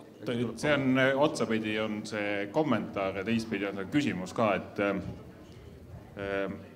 meil ametiühing tegutseb ka sellises ettevõttes nagu Elion ja me suhtleme seal aktiivselt juhtkonnaga ja personalijuht on natuke täpsustanud seda väljaütlemist, mis muidu on kõlanud, et IKT valdkonnas on puudu umbes 7000 töötajat. 7000 töötajat. Ja meie vestlused seal täna käivad nagu selles suunas, et kas me tegelikult säästlikult tarvitame ka neid inimesi, kes täna juba IKT seltskonnad või selles sektoris töötavad ja kas need uued inimesed, keda sinna juurde on vaja, kas need saavad tulla ainult IT-kolledžist, kas need saavad olla ainult noored? Kas on kuskil sektorites vaba tööjõudu, keda peaks tooma nendesse valdkondadesse? Loomulikult IKT ei ole ainukene ja majandusministeerium on välja toonud 8 või on 10 kasvuala, seal hulgas näiteks passiivmajade tootmine. Et ma just küsikski teie käest seda, et kuidas teie näete seda tööjõu siiret, ütleme, madala tootlikkusega majandusharudest nendesse kohtadesse, kus tegelikult täna lisaväärtust tehakse juba praegusel hetkel palju ja kus võiks teha veel rohkem, kui oleks rohkem töökäsi? Kommentaariks ütleks võib-olla nii palju, et üks asi, mida mina ootan, et kui sa ütlesid, et IT-s on puutu 7,500 inimest, siis tegelikult ongi see, et IT-tööjõudu toodetakse täna tegelikult eelkõige ülikoolides või siis on inimesed, kes omal käel õpivad. Minu arusaamine on see, et kuna IT on sama palju osa kõikidest äridest nagu raamatupidamine, nagu paljud muud erialad, siis me jõuame selle eesmärgini siis, kui igas kutsekoolis on ka olemas süsteemi administraatori eriala. See ei ole väga palju nõudev eriala, seda on väga paljudes organisatsioonides vaja ja seetõttu sellise taseme haridust võiksid pakkuda kutseharidussüsteem vabalt. See peaks olema, igas koolis peaks üks selline eriala vähemalt olemas olema, et siis me jõuame sammuga sinna lähemale, et toota igale tasemele seda tööjõudu ka. Tõnis, kas soovid ka lühikese kommentaari veel? Ma mõtlesin selle peale, mis sa rääkisid enne, et me võiks mõelda innovatsioonile nagu väikestes asjades ja mul tuli kaks asja meelde. Üks on minu hea sõbra London Business Schooli professori Kostas Markides selline näide, et tema London Business Schooli professorina, kes uurib innovatsiooni ja strateegiat, temal paluti uurida, et kuidas London Business School, mis on niigi juhtiv ärikool Euroopas, võiks olla veel innovaatilisem, et mida uutmoodi teha. Siis tema mõtles ja mõtles, et no me oleme ikka nii teinud, et õppejõud tuleb sinna klassi ette ja siis räägib ja mida paremini räägib, seda toredam. Et mida siin innovaatilist teha, et teeks niimoodi, et ta tuleb üks päev alasti. See ei meeldinud juhtkonnale. Aga üks teine selline autor Joonas Riederstrale, kes on kirjutanud raamatu Funky Business, see rääkis midagi taolist või natukene nagu assotsiatiivselt sarnast, et vaadake, et inimesed teevad iga päev mingeid asju samamoodi, et mõelge näiteks sellele, et kuidas hommikul tuled duši alt, siis enamik inimesi alustab enda kuivatamist ühest ja samast kohast igal päeval. Et kui sa üks päev mõtleksid sellele, et ma alustan täna teisest kohast, see oleks nagu väike innovatsioon igal hommikul. No nii, et selliste mõtetega, mida on meil kõigil võimalik, siis homme hommikul proovida. Oleneb kellel, kui pikaks õhtu läheb, sõltuvad sellest, siis mis kell homsel puhkepäeva hommikul järgi proovida. Et kokkuvõtteks, kui me siin püstitasime küsimuse, et kas tööjõu tootlikkus on töötaja, tööandja või riigi mure, siis kindlasti on siin sõltuvalt inimesest mingil määral erinevaid arvamusi, aga ma usun, et üldiselt võib tõenäoliselt vähemalt mulle tundub, et panelistid nõustuvad selles osas, et kõigil on seal oma roll täita. On ettevõtjal, on riigil ja nagu me ka jõudsime selleni, et tegelikult ka igal ühel meist, ka neist, kes on siis, kes ei ole ettevõtjad, ehk siis ka töötajatel, nii et ma arvan, et selline koostöö nii innovatsiooni kui ka laiemalt tööviljakuse tõstmisel on see, mis võiks edu tuua. Aga siinkohal tõmbame joone alla, tänan meie mõlemaid esinejaid ja Eiki Nestori soojendusbänd siinkohal lõpetab.